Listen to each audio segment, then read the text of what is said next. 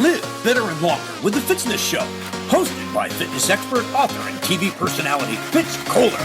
She'll tell you why diets are dumb, supplements are snake oil, and the truth about how you can earn a lean, hard, pain-free, and athletic body. Now for our favorite bossy blonde, Fitz Kohler. Hi, team. I'm Fitz Kohler, your fitness expert and very noisy race announcer from fitzness.com right there. And welcome to the Fitzness Show. Today, I have one of the greatest guests I could wish for. If you're watching the intro, which I altered for this special guest because I thought, a picture is worth 1,000 words. If you looked in on that last frame, Kathrine Switzer, the woman who registered legally to run the Boston Marathon in 1967, was under the radar that she was gasped, a woman running the race. And race director showed up on the course, found her and said, you're getting off my course, girl. And got a little rough and tough with Kathrine and her running buddies. And thankfully, she decided to run faster, run forward and finish that race, changing the face of running for women and probably a whole bunch of other sports as well. It's interesting. My background, I competed as a full contact kickboxer for 10 years. And I never even thought who was the first woman to step into the ring and try to kick somebody in the head. There had to be two of them, right? There had to be two. I need to look that up. But I can tell you that when I was fighting, I had that Olympic dream and I would have happily dropped my kicks so I could box in the Olympics, but there wasn't the opportunity. They just said no to women's boxing. And thankfully that's changed. But someone had to fight for that ability. And I don't even think Kathrine thought she was showing up that day to fight for women's rights. She was just going to run a race.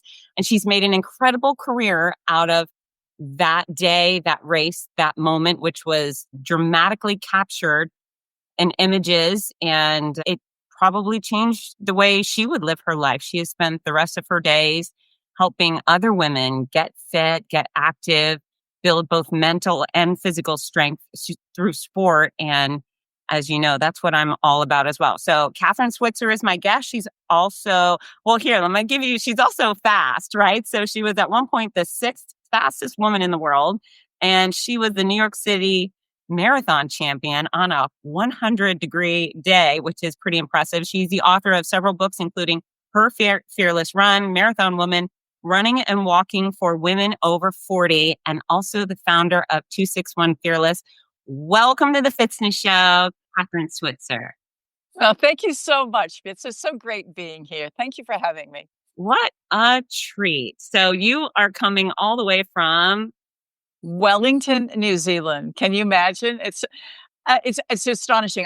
My husband, Roger Robinson, and I live in both countries, in the United States and in New Zealand. And we just happened to be here last year when COVID epidemic hit. And we said, listen, it's crazy to go back to America. I mean, at least New Zealand has this pretty much in control. And we've been here 19 months. And you know what, Fitz, I got to tell you, we've been living in an alternative universe, and we are so happy because we have been COVID-free in this country since last August. So we've had road races, no masks, cafes, concerts, hugging people. And I feel really sorry for the rest of the world. I mean, I'm not gloating. I'm just really grateful for being here. Yeah, what an awesome place to be stuck. And I'm in that one state in the Union, Florida, which has also been living pretty free for quite a while now. We're leading the charge for the continental US. But yeah, New Zealand sounds pretty fancy and fantastic for a variety of reasons. Will you be back soon? Yeah, I hope so. I hope that we fly back maybe in September and be there in time for the Boston and New York City marathons and anything else that eventuates. But the question is, can we get back to New Zealand easily? Even our Olympic team now, have gone to Tokyo, have to quarantine for 2 weeks when they get back. So not sure we really want to go into the quarantine, but we'll be with each other to be okay. We'll write another book or something. You guys are pretty productive. So 2 weeks of romance and writing, I can see it all. Now, Kathrine, before we dig too deep, there's a huge percentage of my audience is made of runners and probably does know your story. But then I have a bunch of just regular fitness fanatics. And apparently there's some people who just like me who don't exercise at all. Do you mind rehashing your tale from your first Boston Marathon for us? Well, Fitz, this can be an endless story, like 45 minutes long, or we can do it in 4 or 5 minutes. So let's do the shorter version so we can get into questions and everything else. Here's the story. When I was 20 years old, I was a junior at Syracuse University, and I wanted to run because there was no intercollegiate sports for women. And I asked the track coach if I could run on the men's cross country team, and he said, no, not officially, but if you want to come work out with us, it's fine, thinking I'd never show up. So I showed up. The guys were wonderful. Okay. That's the first big step. Men in running have always been wonderful to women who run. We've been really blessed that way. But there was one guy in particular who was a volunteer coach. He was 50. He was ancient. and he had run the Boston Marathon 15 times. And he took me under his wing because he felt so sorry for me. I wasn't anywhere near as fast as these guys. And they're all scholarship guys. And so we began running together, and we realized that I was really good as we got longer and longer, but I couldn't go very fast. And so I told him that one day I wanted to run the Boston Marathon. And he just sort of laughed. He said, well, a girl couldn't do it, couldn't possibly do it. And I said, well, why not? I mean, I started with you at 3 miles and now we're up to 10. And he said, yeah, but 10 is not, 26. And I said, I know that, but I mean, I can improve. And he said, no, a woman can't do it. And so I rattled off a bunch of names of women who had run a marathon, including Roberta Gibb, who'd run the Boston Marathon in 1966, jumped out of the bushes and ran. He didn't believe it. He said it was fake news.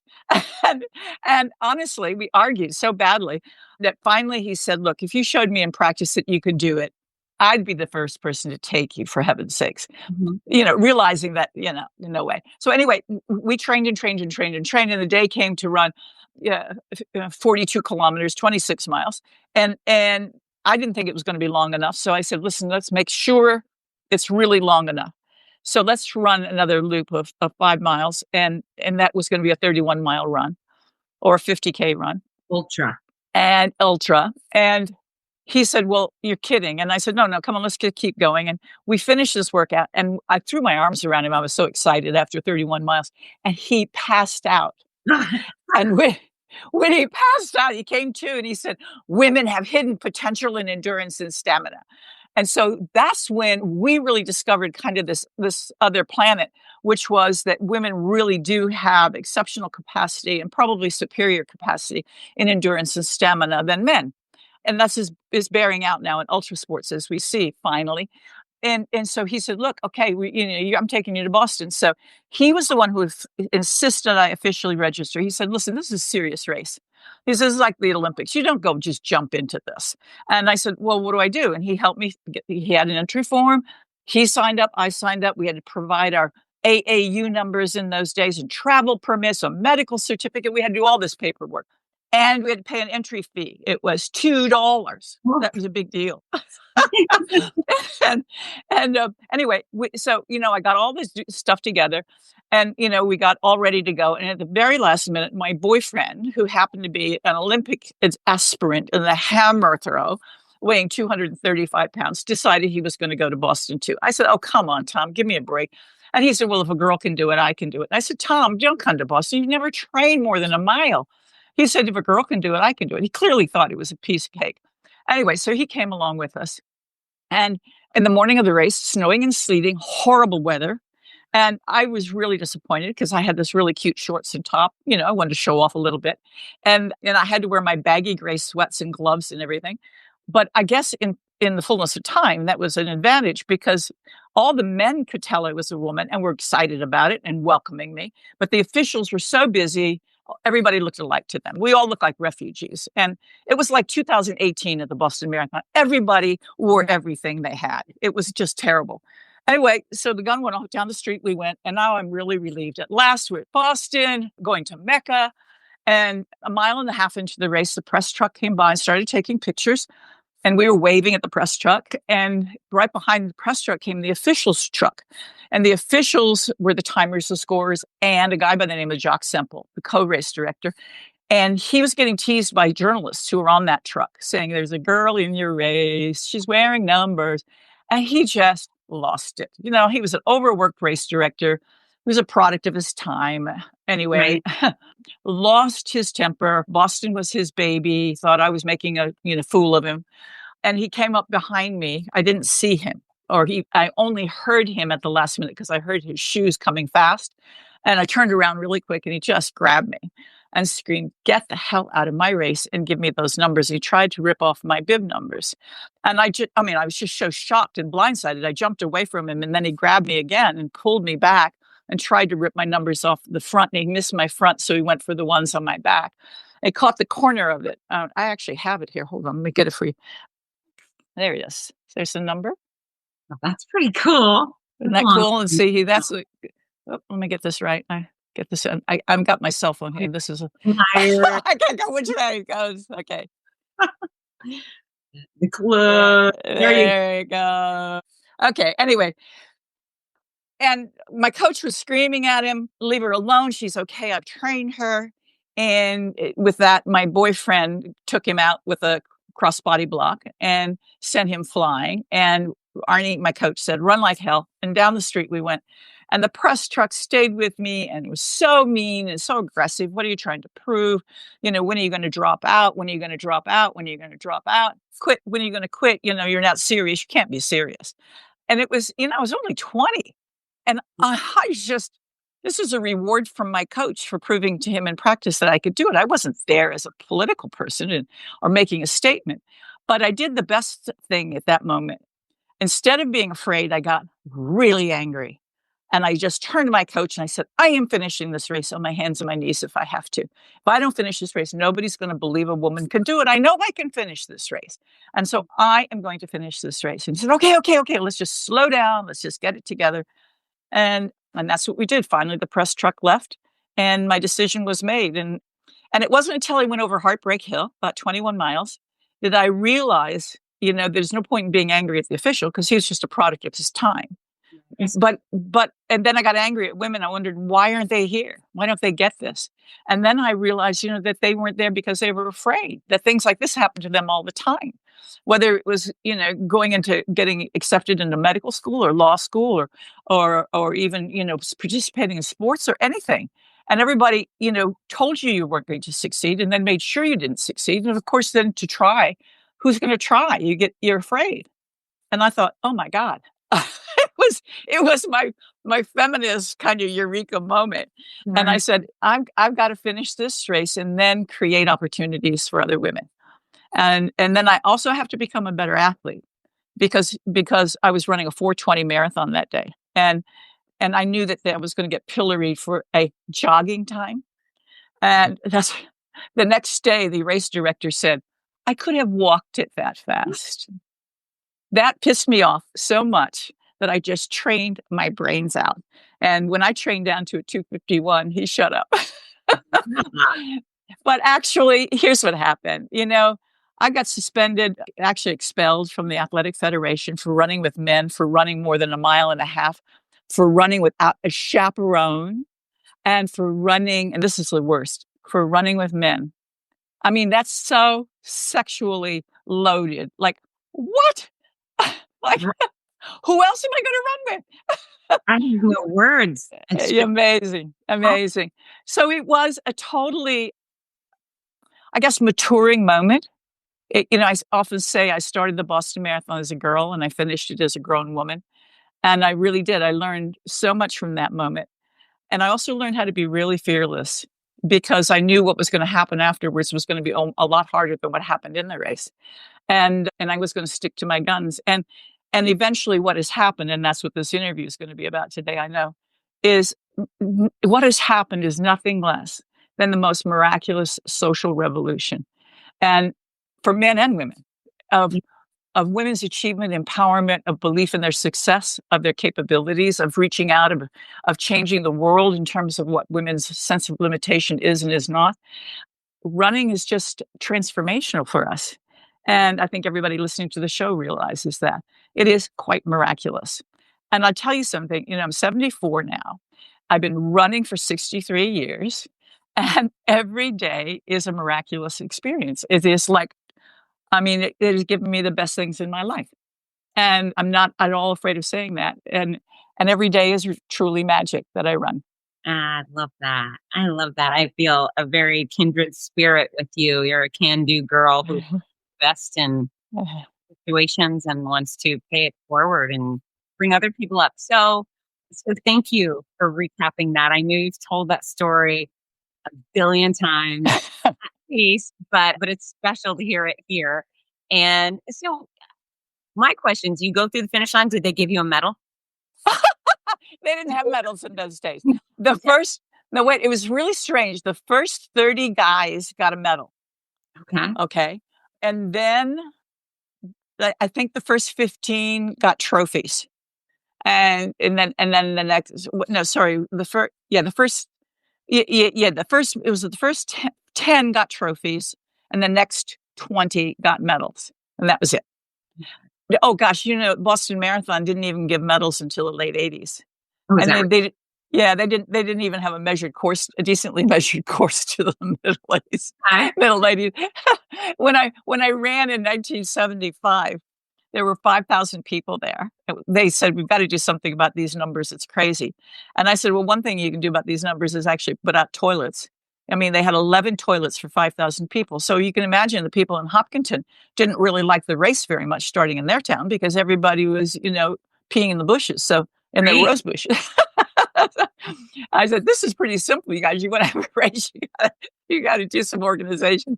Anyway, no, the Boston Marathon now and the BAA is a transformed organization, a wonderful, wonderful organization. Dave McGilvery, the race director, unbelievable man, what he can do. And that race is impeccably organized. So it's been a wonder to see it grow and mature in all ways that the sport has. Absolutely. Well, I'll get to experience that this October. I'm going to be running from the start to the finish of the Boston Marathon. I'll see you there. It looks like I'm going to be coming back for it, so I'll look forward to seeing you. Fitz. Good. Great. It'll be my first, and yeah, I may put up numbers that Jacques may mock, but I'm going to cross it. Jacques may mock. So I think it's amazing. Like one of the shocking, bizarre things about you running Boston was that they actually changed the rules and made it illegal for women to run for 5 years post. And it's ghastly and amazing to look back and think that people thought that way. I know. So people say, well, wait a minute, you had to cheat on signing that entry form. I said, no, I signed with my initials, but it wasn't to defraud them. That's how I signed my name. For two reasons. One, because my dad misspelled my name on Kathrine on my birth certificate. It's always misspelled.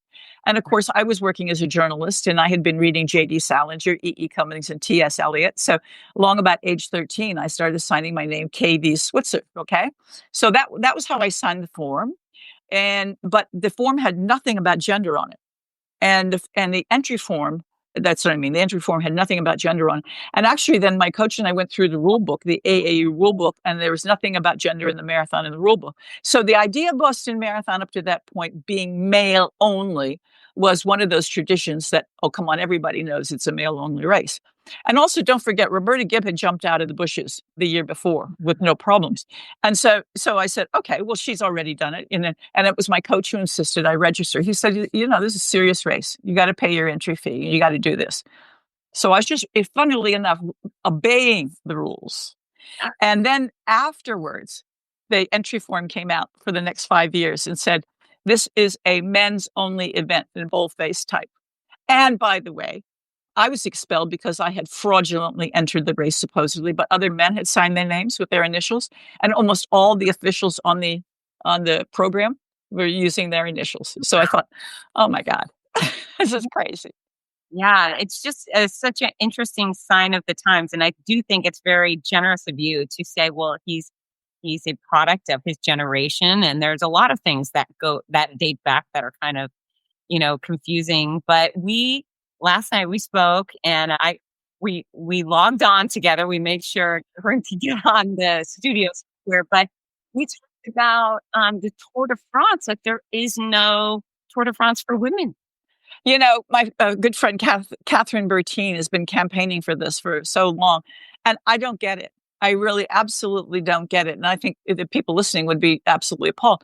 I mean, the men go by so fast and the women would go by so fast. The difference in time, by the way, in the pelotons is only like 3 or 4 minutes. So it's hardly slower. I submit that women's running in the Olympics, in the Olympic marathon in Boston and New York is as interesting a story as the men's. We provide an interesting dynamic. Honest to God, as I told you last night, if I were the president of a Fortune 500 company, I would grab that women's cycling Tour de France and and create something really magical about it. It's all through the countryside. I mean, you're not exactly taking up space. Why would they not do one and the other? What other gaps do you see within women's sports that I'm not acknowledging yet? Oh, Fitz, I mean, sorry, there are millions and millions of gaps. Yeah. And they all have to do with our experience of understanding and watching. Okay. So for instance, I mean, I go back a long way, all right? I can remember when Billie Jean King and co started women's professional tennis. And they just got hooted out and said, nobody's going to pay to watch women's tennis. Are you crazy? This is stupid. Equal pay for the women. Well, now, is not women's tennis arguably as totally interesting, compelling, and top viewing as men's? It is. It is. Okay. I mean, and then you take a woman like Serena Williams. You don't want to miss that game, man. Really, women's soccer, okay, is only beginning, in my view, to emerge, and I love it. I like it much more than men's soccer. Why? I don't like all the histrionics in men's soccer and that diving and fake, It's not that the women play a cleaner game; it's that I can actually watch the strategy better. And I like the continuousness of the game, and it doesn't keep stopping and fouling and goals. I mean, penalty kicks and stuff. It just goes. So, but you know what? They're different sports in a way. Men's is about speed and power. Women's is about maybe the finesse, the strategy, the endurance, and it. Earlier on in this discussion, I said that women have more endurance and stamina than men. And it's true. We're beginning to win the ultras, 6-day races, 3-day events, 24-hour runs. Oh, in Auckland last week, 2 weeks ago, we had this big event called Last Man Standing. And it basically you run until you drop, okay? And for the last 2 years, a woman has won the Last Man Standing. So how does this translate into a lot of other things? It doesn't mean one athlete's better than the other. It means we're different. But if you look at the history of Olympic sport, for instance, 3,000 years, roughly, of Olympic sport. It's all been about speed, power, and strength. Women, I mean, were in the beginning even forbidden to watch the Olympic Games. So the fact that we're in them is quite landmark. But we don't have yet a lot of events which give us opportunities for our unique capabilities. And so we've got to create those. And that's one reason why I fought so hard to get the women's marathon in the Olympic Games. A lot of us were fighting for this, but we needed to prove to the International Olympic Committee that we deserved to be there. And the way to do that, I felt, was to create so many opportunities for women only in running around the world that we could present the data and statistics to the IOC. And we did. Eventually, with the Avon Cosmetics company, I organized races in 27 countries and 5 continents, which far exceeded the Olympic requirement. But at the same time, we had to get medical data to prove, that a woman's uterus was not going to fall out if she ran a long distance. Respect, yeah. Quite the contrary. I mean, she's probably better at the marathon than she is at the shot put, if you see what I mean, or the 100-meter hurdles. So it is about what we can offer. And I think an interesting thing, I'm not showing off here, but night before last, I spoke at the UN, the Council of Human Rights. Yes. And I said, because it was a kickoff on how human rights and sports can work together. And it was done on the eve of the Olympics, the Tokyo Olympics. And I said, do sports always have to be the same in the Olympics? No, it's a living, breathing thing. What is to keep us from having, let's say, a 24-hour run or a 6-day race, maybe with half the team is men and half the team is women? Yeah. I mean, that kind of diversity and inclusion we see in a road race all the time. So I think it could bring really great dynamic to the Olympic Games. So we just have to think out of the box some more, and we have to encourage women and men to think out of the box and to create events that are really great. Running has done amazing things in terms of its creativity. So, but we still have a long way to go.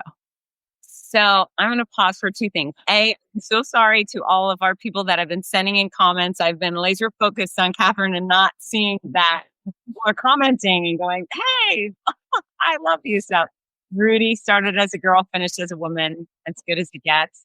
I agree. So there's some love coming in, and I'm not going to ignore you guys anymore. So there's some hot topics within sports I'd like your thoughts on. So there's, the wage gap, and I'm all for equal pay, equal opportunity, but the men's sports simply bring in a greater profit. Where do you stand on that? Oh, well, I mean, it's almost unreal. It's almost unreal, what top football players are getting around the world, whether it's gridiron football in the United States or it's with the European Championships going on right now, right? Those guys are making godzillion dollars. Okay, I don't resent people earning a lot of money when they do something well. I really don't. But to say that women don't deserve it because they're not interesting or they don't play an interesting game, it's a matter of time and exposure. So if we could get more pay and more sponsorship, people actually take you seriously when you get paid well. That's really interesting. Right. and when before the horse type thing. Yeah. So when we make it happen, then they get taken seriously. So I do, and I believe hugely in corporate sponsorship because you can't ask governments to keep paying for it.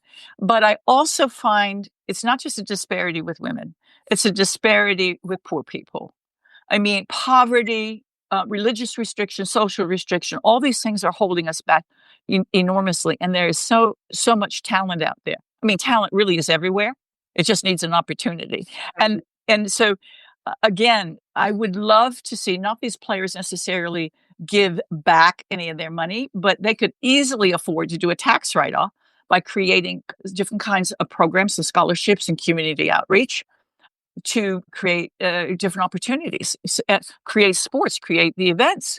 And that would be really cool. And what a legacy that would be. I mean, I found when I sat down one day, I had the opportunity to create the Avon program. I had a very tearful afternoon with myself because I knew that meant there's no way I was going to have the time to train for a marathon and run it the way I wanted to run it. And I said, you know what? You've always wanted to be a jogger. not have to run and prove yourself all the time. And I threw myself into that career and realized this sponsorship, is going to change the face of women's running and therefore sports. And it did. So there are many, many opportunities out there. And there's a lot of corporate money that could be better spent, I think, on that, rather than pouring it all in to, let's say, soccer, where maybe you get one advertising hoarding around a stadium. How about creating a whole community program so a kid grows up loyal to you? I mean, that is fantastic. Right. But sometimes people just want to write the check and they don't want to do the work. Now, do you think there's anyone, for example, in the WNBA who should be making the same amount that LeBron makes? Do I think that? Right. Yes, in an optimistic, ideal world, sure. Sure. But the point is they need to attract the audience, and in soccer, the women need to fill the stadium. Yes, but right. They will do that if they continue to get the exposure, and if the events are pumped up. It's been proved time and time again. Everybody said nobody watched the women's marathon in the Olympic Games. Are you kidding? There were 95,000 people. Every seat in the stadium was filled.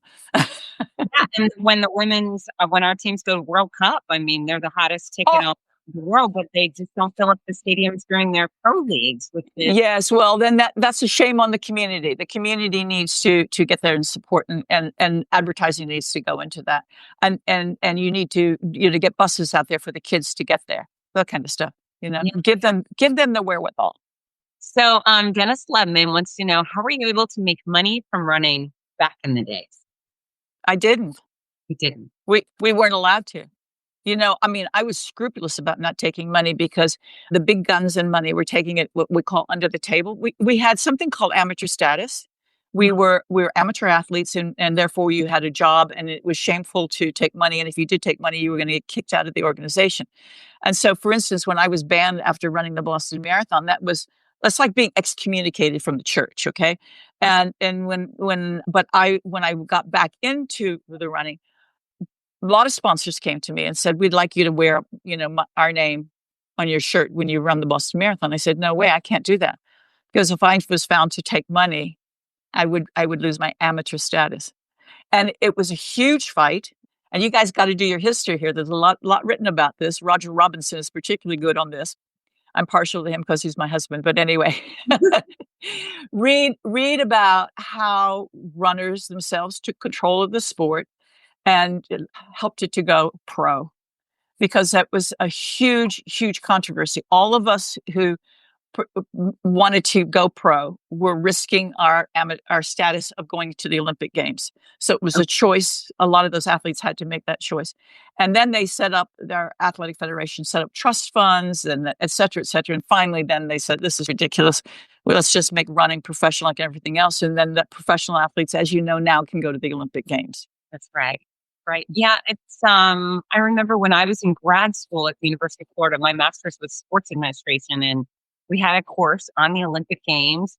And that's about when I started fighting. And that amateur status for the love of sport, that really resonated with me. And I remember making the choice when I was fighting not to go pro, just because I didn't want to put a price tag over my head. I just thought, I really enjoy this. And if I have to go into worrying about my mortgage, that might take away some of the enjoyment. So I think there's something special about the amateur status. It's not the only way to go, but yeah, certainly nice to make a living off the sport. Well, I must say we were really, really hamstrung. I mean, read any book about Steve Prefontaine. All right. Here was a young man who was one of the fastest 5,000 meters runner in the world. And he was filling the stadium at University of Oregon. People were paying big bucks to go see him, television rights, et cetera, et cetera. And he's living in a trailer. And he said, "Look, what's wrong with this picture? They're coming here to see me. I deserve, an income here, or a piece of the gate or something." Oh my God, the press took him apart like he was the bad old boy, smart ass kid. What are you talking about? And the press was really always trying to get athletes and find out that they had taken. Oh, there was this wonderful athlete called Wes Santee, and he was going to be one of the first guys to break the 4-minute mile. And he had taken, it was a bribe actually. He had taken a gift of a prize that was, couldn't take a gift that was worth more than $20 or something like that. And somebody had said the first prize is this camera. And so he took the prize, the camera. Well, then somebody revealed that the camera was actually worth $40, and they kicked him out of the AAU. Wow. Because he said, "You're a professional." And here was a guy who was living off the sniff of an oily rag. Oh, I mean, I cannot tell you how our athletes suffered. Oh my God, I was working 3 jobs and putting a husband through grad school when I was training 100 miles a week. It was a very, very difficult time in my life. I wrote a lot about it in my book, Marathon Woman. Everybody thinks that book is, about running, but it's actually not about running. It's about the struggle and about the prices you pay. And I just think how much better my life would have been if, we couldn't even afford gas for our cars to go to races and stuff. So really ridiculous. So I am very, very happy what the athletes can do now. You have such interesting history in your head. I love it. I could talk to you for 100 hours, Kat. All right, we got another hard-hitting question from Dennis. What are your thoughts about biological males competing in women's track and field events? Do you think there should be a food category? You know what? First of all, I don't have enough science to answer that question well. Let me tell you 2 or 3 things, though. First of all, I am delighted that we can have this conversation. I mean, isn't it great? Sport is for everybody. I believe that everybody on the planet deserves the opportunity to participate in sports. All right. Regardless of gender, color, race, religion, whatever. All right. That is very, very important for me. But we also have to keep it fair. And I don't have the science right now at hand to do that. We're working on it really hard. there are two things that bother me a little bit. One is that I really, really hate the fact that, especially in the United States, there are a lot of politicians who are jumping on this cause and creating this incendiary discussion and creating divisions and hatred. I hate that. This is a time, this is the second thing. Let's not be emotional. Let's not be crazy about this. Let's sit down and talk about it. We're smart people. We can figure this out. We can figure this out. But I just have to smile and say, oh my God, I'm running in a race, and the guy next to me is a different race and different color, doesn't speak my language, and I can't tell the gender of the person on my right. And you know what? We're hugging each other, at the end of the race and motivating each other. And, we have the ability to be diverse and inclusive and respectful. Yeah. So I can remember back when I was first started running, one of the big fears for a woman was, oh my God, maybe you'll turn into a lesbian, like, oh my God, who cares, So we've come such a long way. I know we can get through this. Yeah. And I'm with you. I want everybody to be able to participate. I mean, health and fitness is for everybody. I always say fitness is unpolitical. I want the Republicans and the Democrats and the intermediate people. I want them all to exercise and eat right. And so I'm hoping people come up with solutions that are fair and suit the best interests of everybody. Yeah, it's a tough situation, right? Well, yeah, I mean, it's difficult, sure, but things are difficult. I mean, convincing the International Olympic Committee that women were capable of running a marathon was difficult. So we'll get there, but we have to be able to sit down and discuss it and get the science and get it sorted out. There's room on the track for everybody. There's room on the road for everybody. Yeah, you know what? That's one of my favorite things about our races is that, it's the unifying thing. 26.2 miles or 3.1 miles is the same no matter who you are, no matter where you came from. You have to left, right the whole way. And yeah, we can all do that together. There's a quote I pulled up for you. And this is why I love what I do. This is why I love standing at a finish line. Because you said, if you're losing faith in human nature, go out and watch a marathon. And it's almost absurd that people pay me to do this work because it's so fulfilling. It's the best thing ever, isn't it? Yeah, I'm glad you're getting paid. Yeah, me too. Yeah. I earn my living and I provide a great service to my event. But that quote is actually, I get credit for the quote, but the quote was my husband's, and it was from the book we wrote together called 26.2 Marathon Stories. And the next thing we knew, we saw it on T-shirts. We went to a marathon someplace and people were walking around saying, "Here's your shirt with my quote on, your quote on." And I said, "Well, that's nice. Where's my percentage?" That's fine.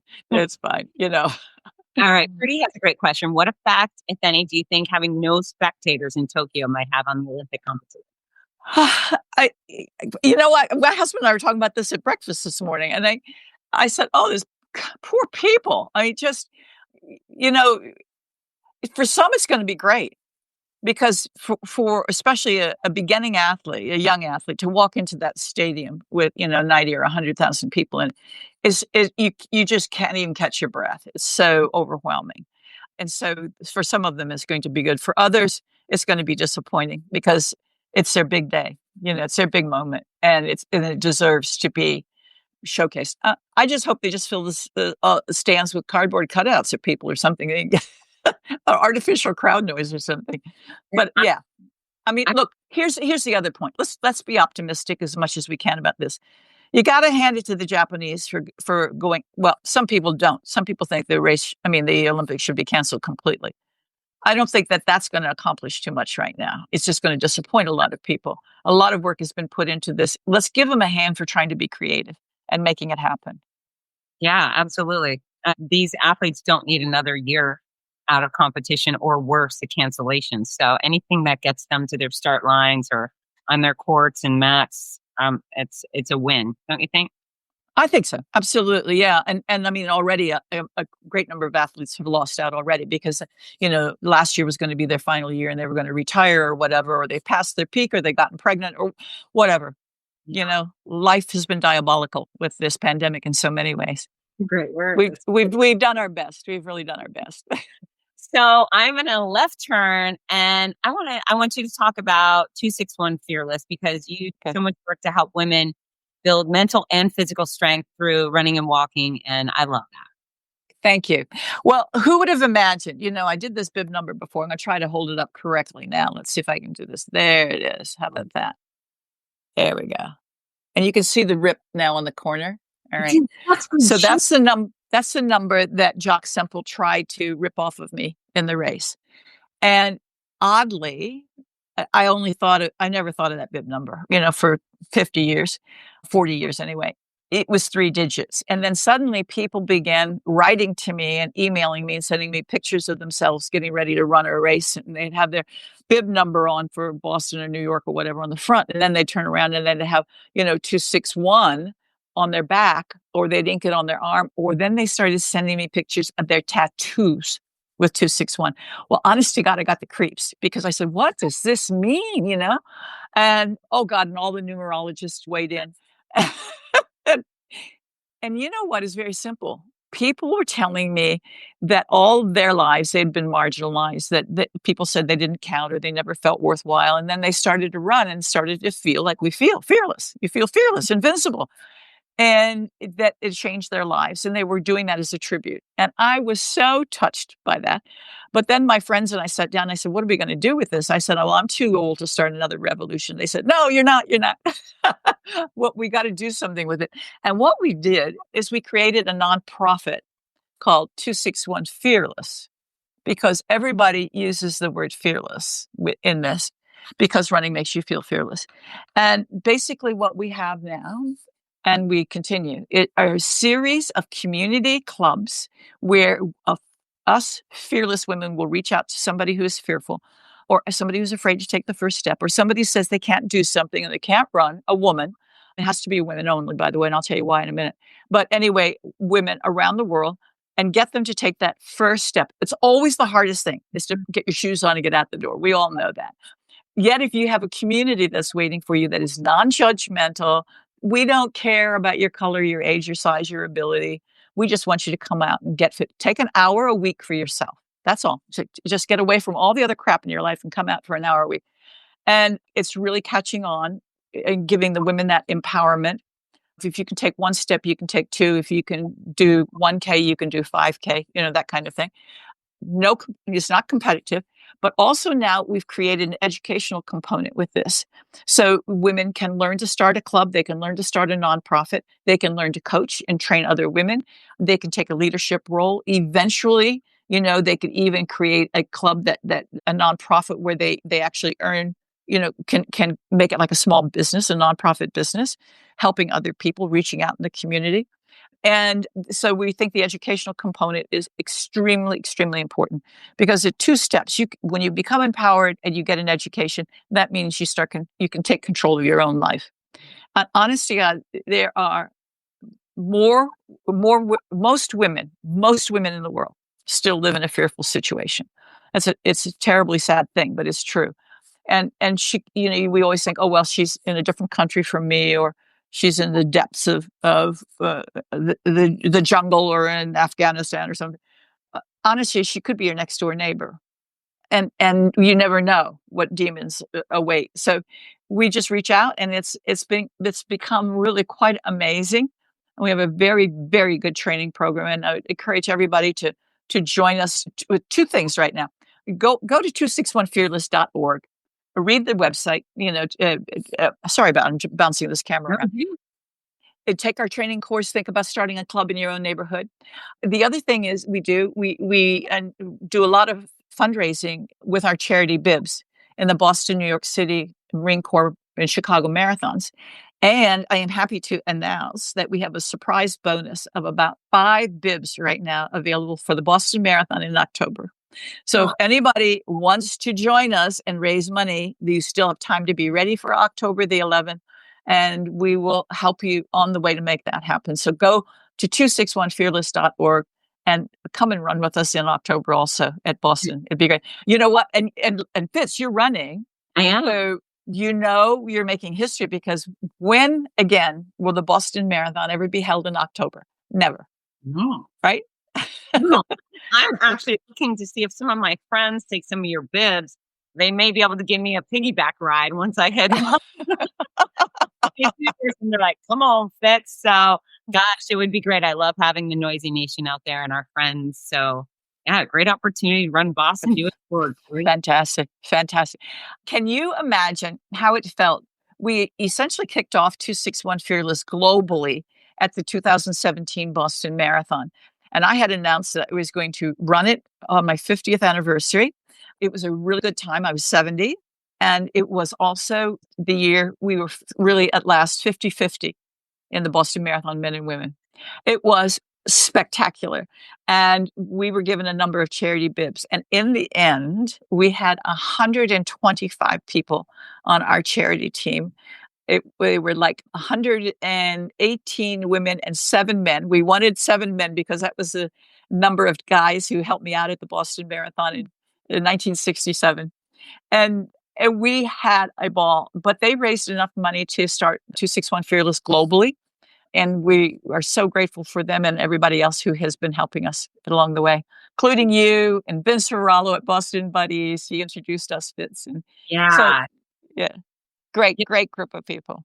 I remember seeing all the coverage of you and your group in 2017. Very impressive. I think that's when I started doing the big deep dive into Kathrine Switzer. I was like, I got to learn more. And for anyone who hasn't done it yet, I've shared the link in all platforms where we're broadcasting, but 261fearless.org. And she just told the story, but she actually has personally written it out herself. And of course, she has books that will do an even deeper dive on the subject. But you are a very interesting person. We could really spend a lot of time just talking about Kathrine Switzer for a long time. What in my book, or what are you talking about? No, now? just in general, you're so interesting. Your history is so interesting. No, I was interested in talking about myself. I find talking about myself like the least interesting thing to talk about. You've got has been an amazing life, I must say. So, do you see more marathons in your future? Oh yeah, I hope to run Tokyo next year and in 2022. I don't know. I know it's a little cheesy, but I would love to have the big 6 in my back pocket. I've been around the world over and over again to attend all these marathons and sometimes work as a journalist or a TV commentator, but I hadn't run them myself. So I started knocking them off, and Tokyo was going to be on my list for 2021. And unfortunately, it's not going to happen really. And I also got quite injured, and I'm coming out of that. So hopefully I'll be ready for 2022. And believe it or not, after broadcasting it several times, and being there a lot, I have never run Chicago. So Carrie Pinkowski is going to have to deal with me in a couple of years. Okay. All right. Yeah, I don't think it's cheesy at all to want to do those the World Marathon Challenge or the Big 6 World Marathon Challenge. Dennis Lebman just put on. Do you have any interest in 7 marathons in 7 days on 7 continents? No, my credit card can't take it. I bet you get a sponsor. I bet Avon would jump right on board and be like, hey, we got your back, Kathrine. Besides Boston, I'm going to remove that because that's a very special place for you. What are your favorite races you've run? Boston has always been my favorite. I've run it 9 times. I love it because it's so important to my history, and the course itself is interesting. I thought London was spectacularly fun as well. Berlin is really terrific. Athens it wasn't a fun race at all because it's very, very difficult, but memorably the 2500th anniversary of the Battle of Marathon, to be there and to run Athens on that particular marathon day was really very, very, very special. I would say I get as much fun sometimes from running a really local, dopey little race in the countryside where it's like going back in the 60s and people just sort of show up and they have their number magic marker on the back of their hand, and then they have to get their own time when they come across the finish line. And then you go into the old schoolhouse and have a cup of tea or something. I love those things. But Yeah. if I had to choose any one race that was my absolute favorite, it would always be Boston. Wow, I can't wait to figure out why. I'm gonna go see for myself. You're Well, you're going to be surprised. I mean, it starts in a little village, and you wind through the streets of the suburbs, and everybody acts like there's an authority along the side of the course. And at 10 miles, they're going to tell you you only have 2 miles to go. right. I'm punched people about my kickboxing skills. It's interesting. Some people are like, get a drone or watch drone footage, and I actually want to be surprised. I'm the girl who I also don't watch trailers for movies I'm interested in seeing. If I know I'm going to watch a movie, I'm not going to watch the trailer. So I've heard a lot about Heartbreak Hill, and I've heard a lot about the start, and I've actually been to the finish line just working in Boston. But yeah, I'm looking forward to all the surprises along the way. Okay, we'll bring a pair of gloves. Okay. All right, Okay. because it could be really cold. You don't know what the weather's going to be like, and no matter what, cotton gloves are always very, very handy, because you can get away with wearing less if your hands are warm. So, and it's always good for sweat and snot too. I'm a snot. Here, get invitations, LA Marathon, and of course, we'd love to see you at Big Sur Marathon. Have you done Big Sur? No, I haven't done Big Sur. It's beautiful. I know. I've been over the course. It's really quite beautiful. I must say I'm a little spoiled being here in New Zealand, because almost all of New Zealand is like Big Sur. So it's really quite magic. But yeah, that's on the list someday. Good. I know that. So I tell you what, I know you've been welcome to a lot of finish lines. I will make sure the greatest welcome of all time comes out of my mouth if you run one of my races. Great. I would love to do that. All right, Kathrine, are you ready for the lightning round? Sure. I'm not sure what that is, but a bunch of random questions that you get to answer fairly quickly or slowly if you want. Okay. Here I go. All right. What's your favorite movie? Sleepless in Seattle. Oh, good choice. What TV show are you watching right now? I don't watch TV. Love it. I haven't watched TV we don't even have it connected. That means you don't get the horrible news either, which is... You know what? And it's always biased. I listen to Radio New Zealand and the BBC. Yeah. I don't... it's incredible how much time you save when you don't watch TV. Yes. But, we're thinking about what are we going to do now for the Olympics? We're going to have to get some kind of TV thing in there. I do watch sports. Okay. Not religiously, but Monday I'm going to watch, England and Italy. Soccer. Sports is different than TV. That doesn't count. Okay. Who was your first celebrity crush? Margot Fontaine, the ballerina, very, very amazing ballerina, English, and then she married a South American.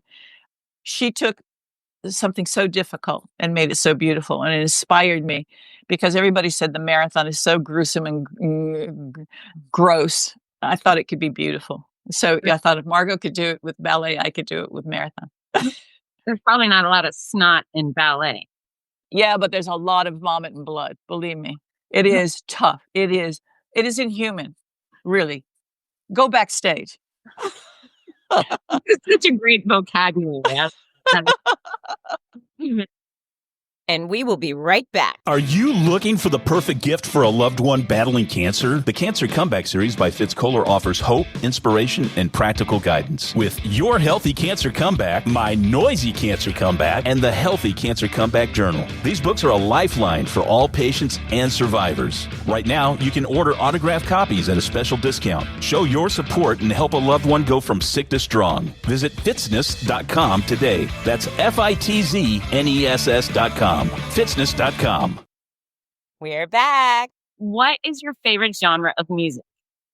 Oh, golly. Well, classical, I guess, really. I mean, I love Mozart and I love opera. I absolutely adore opera. But I don't know. I mean, you can give me country western sometimes, and I'm a sucker for it. All right. Who would your favorite musical artist be?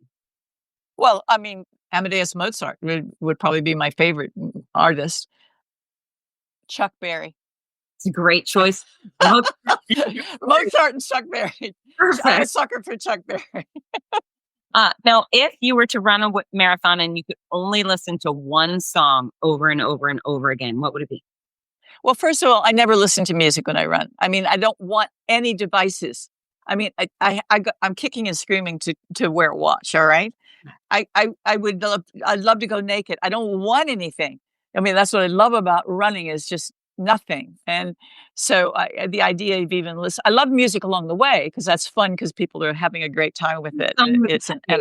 But if I had to listen to one song over and over again,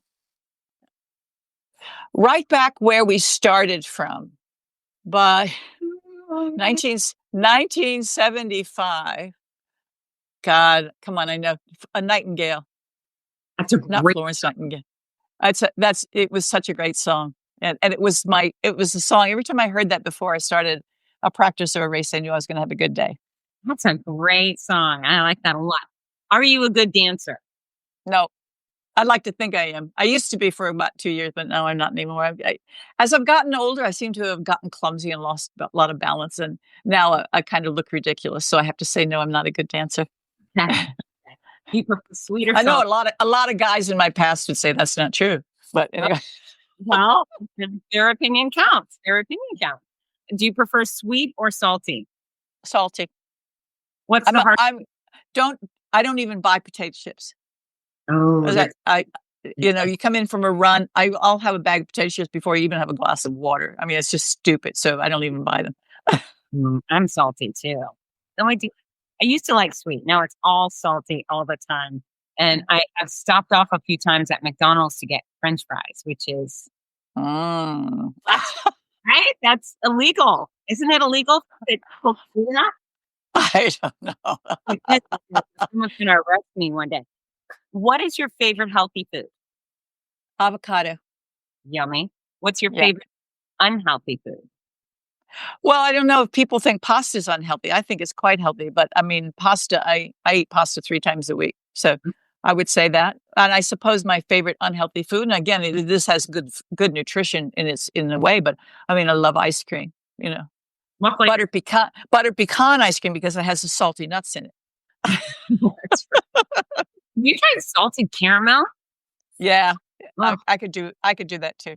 really good. I have actually had salted caramel chocolate chip cookies, which once again, probably illegal, but very delicious. My other favorite unhealthy food, I suppose it's unhealthy, but I find it life-saving is coffee. I've Mhm. tried to limit myself to 1 big mug a day, but it's not easy.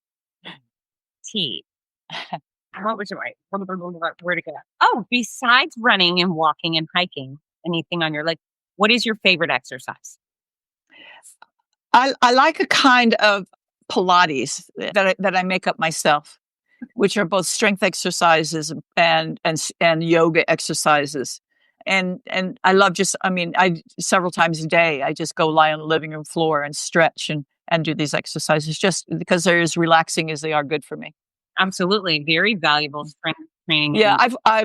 I'm incredibly supple, and I know it's because I've done that all my life. And sometimes people come over to chat or something, and after a while I'm on the floor stretching and talking to them at the same time, and I hope they don't think it's rude, but it's like I'm multitasking.